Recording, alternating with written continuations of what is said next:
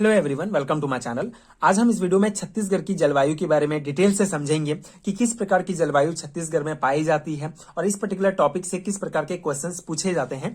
इस particular video में detail में समझेंगे। उससे पहले जलवायु क्या होता है ये जानना महत्वपूर्ण है। जलवायु को अगर हम परिभाषित करना चाहें तो अनेक वर्षों के मौसम के मध्यमान को जलवायु कहा गया है, अर्थात किसी क्षेत्र में लंबे समय तक पाए जाने वाले तापमान की स्थिति, वर्षा का समय तथा मात्रा, वायु की आर्द्रता और उसकी गति को जलवायु कहा गया है। इस प्रकार इसको हम परिभाषित कर सकते हैं। इन जनरल अगर हम समझना चाहें तो जैसे हमारा ये भारत है, भारत का एक भौगोलिक क्षेत्र है तथा इसमें जो ऋतुएं होती हैं ये एक चक्र चलता है। जैसे ग्रीष्म ऋतु के बाद वर्षा, वर्षा ऋतु के बाद शीत ऋतु का ये चक्र चलता है, शीत ऋतु के बाद पुनः ग्रीष्म ऋतु होता है। तो इस प्रकार से ये जो चक्र होगा, किसी भी बड़े भौगोलिक क्षेत्र में ये जो चक्र चलते हैं इसी को ही जलवायु कहा जाता है। मतलब जो ऋतुओं में परिवर्तन होगा, एक ऋतु के बाद दूसरे ऋतु का जो आगमन होगा इसी को ही जलवायु कहा गया है।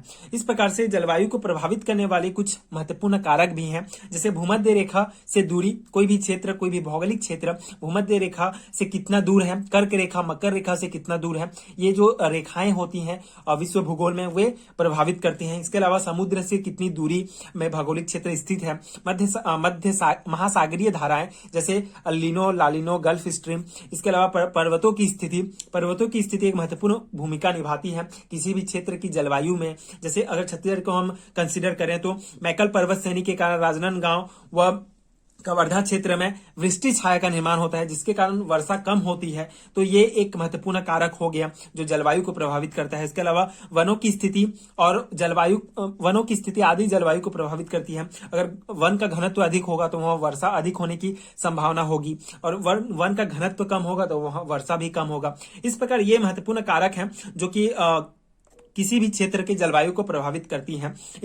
तो छत्तीसगढ़ की जलवायु को अगर हम देखें तो छत्तीसगढ़ में जो जलवायु है ये उष्ण कटिबंधीय जलवायु या इसे ही उष्ण उपाद्र जलवायु, उष्ण आर्द्र जलवायु के नाम से भी जाना जाता है। इसे शुष्क उपाद्र जलवायु भी कहा जाता है। अब इसको समझने के लिए हमको ये विश्व भूगोल का जो ये नक्शा है ये देखना होगा। यहाँ पे आप देख सकते हैं ये जो भूमध्य रेखा है जो कि 0 डिग्री पर बनता है भूमध्य रेखा, तो कर्क रेखा और मकर रेखा के बीच जो है उष्ण कटिबंधीय क्षेत्र जो जलवायु है उष्ण कटिबंधीय जलवायु पाया जाता है। अगर भारत की स्थिति देखें तो भारत का जो अधिकतर जो हिस्सा है ये उष्ण कटिबंधीय क्षेत्र के अंतर्गत आता है। और छत्तीसगढ़ का आप देख सकते हैं, छत्तीसगढ़ का इधर आप कोरिया, सूरजपुर और बलरामपुर जिलों के कुछ भागों को छोड़ दें तो पूरे छत्तीसगढ़ का पूरा भाग जो है उष्ण कटिबंधीय क्षेत्र के अंतर्गत आता है। इसलिए छत्तीसगढ़ में उष्ण कटिबंधीय जलवायु पाया जाता है। ऊपर के कुछ जिलों के कुछ हिस्सों में शीतोष्ण कटिबंधीय क्षेत्र के अंतर्गत आते हैं, इसलिए शीतोष्ण कटिबंधीय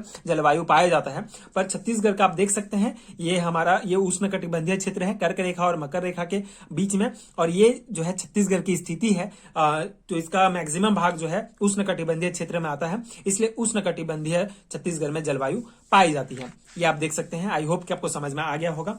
अब हम जिस क्षेत्र में, अब ये इंपॉर्टेंट पॉइंट्स हैं, जिन क्षेत्रों में ये जलवायु पाई जाती है उन क्षेत्रों में 3 प्रमुख मौसम होते हैं, ग्रीष्म ऋतु, वर्षा ऋतु, शीत ऋतु। आपने देखा भारत का जो मैक्सिमम भाग है ये उष्ण कटिबंधीय जलवायु के अंतर्गत आता है, इसलिए पूरे भारत में 3 प्रकार की प्रमुख ऋतुएं पाई जाती हैं, ग्रीष्म ऋतु, वर्षा ऋतु, शीत ऋतु। इसी प्रकार छत्तीसगढ़ में भी 3 प्रमुख ऋतुएं होती हैं, ग्रीष्म, वर्षा और शीत। ग्रीष्म ऋतु जो है 15 फरवरी से 15 जून तक माना गया है, वर्षा ऋतु 15 जून से 15 सितंबर तक, और शीत जो ऋतु है ये 15 सितंबर से 15 फरवरी तक एक औसत माना गया है। ये इन डेट के बीच में ये ऋतुएं होती हैं।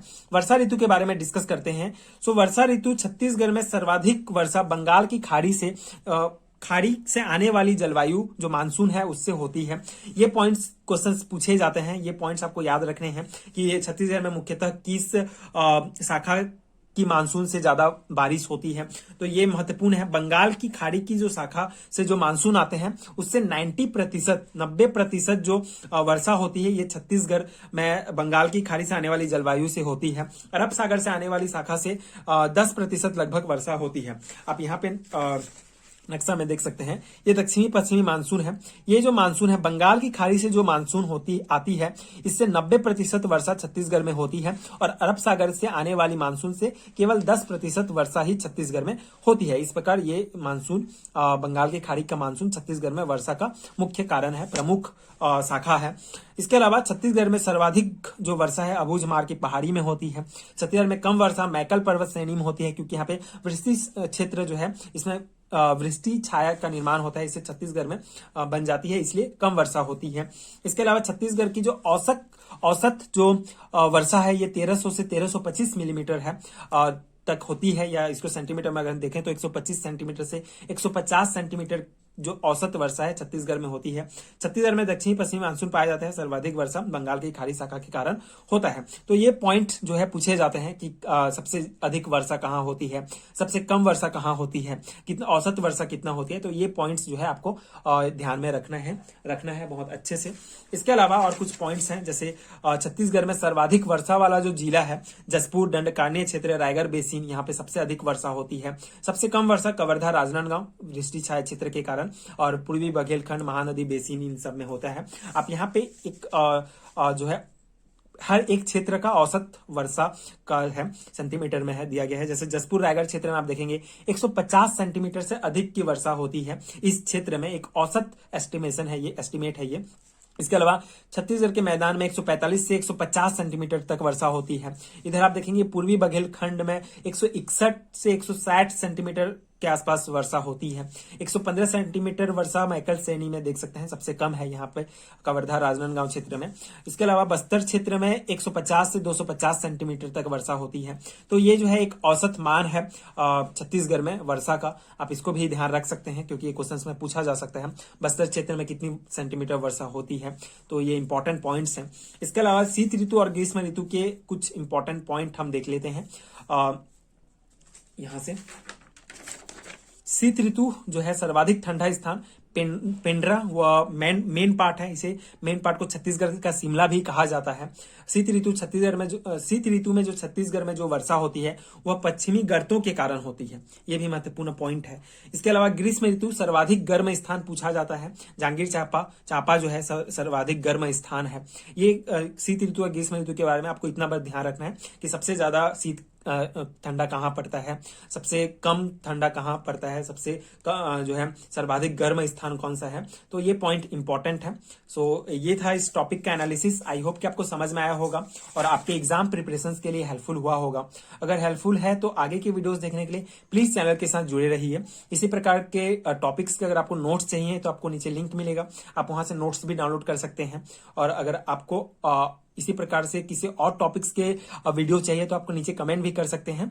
और आगे के वीडियोस देखने के लिए प्लीज चैनल के साथ जुड़े रहिए। प्लीज सपोर्ट कीजिए, like share and subscribe to my channel and thank you so much for watching.